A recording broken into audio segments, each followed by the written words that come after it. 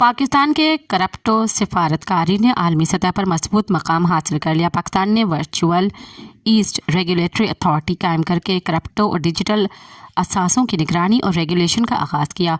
Virtual east regulatory authority का क़याम पाकिस्तान के digital finance में अहम संग मील साबित हुआ।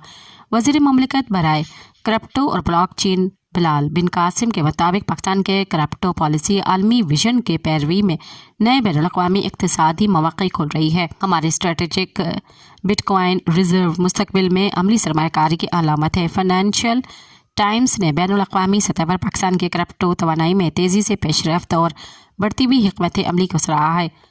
बिलाल बिन साकिब ने कहा कि यह पहचान पाकिस्तान के करप्टो में बढ़ती हुई आलमी अहमियत की अक्कासी करती है।